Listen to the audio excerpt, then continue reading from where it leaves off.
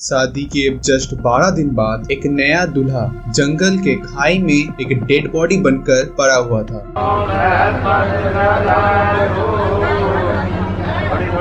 और उसकी नई नवीली दुल्हन वो कहाँ थी? गुम है या कुछ चीज को वो छुपा रही है। दोस्तों, ये कोई फिल्म नहीं है और ना ही वेब सीरीज है। ये एक रियल लाइफ जीता जागता इंसिडेंट जिसमें प्यार था या साजिश था, ये कोई नहीं बता पाया। हनीमून के नाम पर ले जाया गया और मौत बन के लौटाया गया।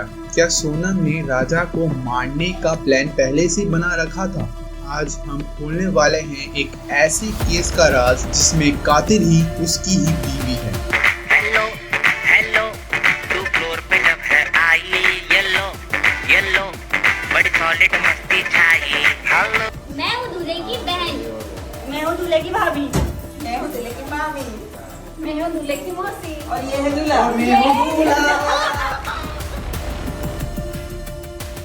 राजा रघुवंशी 29 इयर्स इंदौर का रहने वाला और हार्ड वर्किंग लड़का था। सोनम 25 साल की लड़की, सिंपल सी रहने वाली। 11 मई 2025 को दोनों की शादी होती है। हर तरफ खुशियां ही खुशियां थी। इंस्टाग्राम पे शादी की फोटोज बहुत ही ज्यादा वायरल हो रही थी। शादी के तुरंत बाद 20 मई को ये दोनों कपल चले गए मेघालय एक हनीमून के लिए। ये हनीमून आगे चलकर ऐसा मोड़ लेने वाला था जो राजा रघुवंशी का जिंदगी पूरा खत्म करने वाला था। 23 मई को सोनम एंड राजा एक होम स्टे से चेकआउट करते हैं नॉन ग्रेट विलेज के पास। उसके बाद दोनों का कोई पता नहीं चलता। सोनम का आखिरी कॉल आता है उसकी माँ के पास 1:45 बजे दोपहर को लगाया था उसने।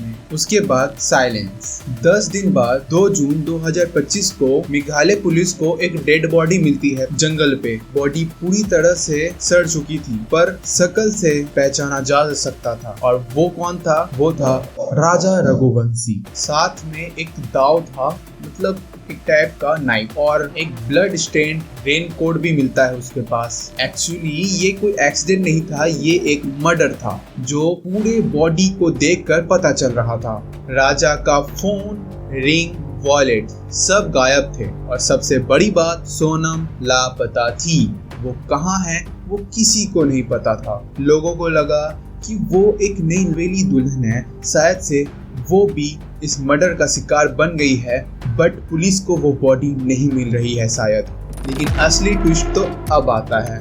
23 मई 2025 राजा और सोनम मेघालय के एक ट्रायल जंगल पर टूर करने जा रहे थे। उन दोनों के साथ 3 और लड़के उस जंगल में साथ जाते हैं। सोनम ने राजा को कहा, चलो जंगल के और अंदर चलते हैं जहां हिडन वाटरफॉल है। बस राजा ने सुना और राजा उसके साथ चलने लगा। पर राजा को पता ही नहीं पड़ा कि उस 3 लड़कों ने कब हमला बोला। एक लड़के ने पीछे से उसका गला दबाया, दूसरे ने उसको दाव से हमला किया और तीसरे ने उसकी बॉडी पकड़कर जंगल के बीच में लेकर गया ताकि उस बॉडी को किसी को मिल ना सके। अब सवाल उठता है, क्या सोनम भी वहां पर थी? पुलिस के हिसाब से कहना है कि हाँ, सोनम वहीं पर थी एट द स्पॉट जहां पर 3 लोग मिलकर उसके पति को बेरहमी से मार रहे थे। उसी ने रास्ता दिखाया, उसी ने राजा के पॉकेट से वॉलेट, हैंड से रिंग और सब कुछ ले लिया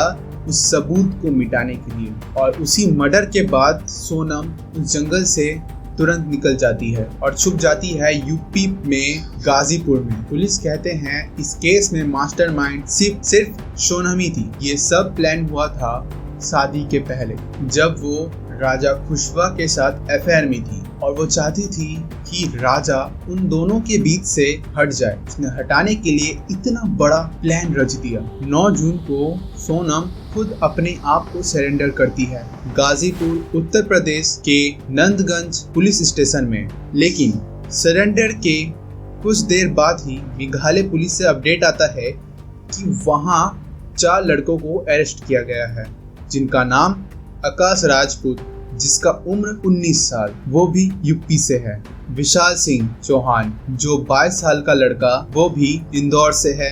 राज सिंह कुशवाहा जिसका उम्र 21 इयर्स था जस्ट, और एक्चुअली ये राज सिंह सोनम का पुराना एक एम्प्लॉय था जिसके साथ सोनम का एक अफेयर भी था। पुलिस का कहना है कि ये मर्डर एक फुल्ली प्लान्ड था। सोनम ने इन लोगों को पैसा दिया था राजा का मर्डर करने के लिए। शादी के पहले से ही सोनम और राज कुशवाहा का एक कनेक्शन था। शादी के बाद भी दोनों के बीच रेगुलर चैट्स हो रही थी। लोकल लोगों ने कहा कि 23 मई को उस जंगल में सोनम के साथ और 3 लोगों को देखा गया था। पुलिस ने डिजिटली सब रिकॉर्ड चेक किया, सीसीटीवी, कॉल रिकॉर्डिंग्स, ये सब कंफर्म करती है कि ये एक फुल्ली कोल्ड ब्लडेड प्लान था। सोनम ने प्यार का नाटक, शादी की और हनीमून के बहाने से राजा को बाहर ले जाकर मेघालय में 3 लोगों के साथ उसका कत्ल किया है। वहीं दूसरे तरफ सोनम के पिता का कहना है कि सोनम को बेफजूल फंसाया जा रहा है और उन्होंने सीबीआई इन्वेस्टिगेशन का डिमांड किया है, मगर पुलिस के पास स्ट्रॉन्ग सबूत हैं, call recording, CCTV footage, location, witness statements. ये कहानी है उस विश्वास का खून करने का जिस विश्वास ने इतने अच्छे तरह से इस जिंदगी को बसाने की कोशिश की थी।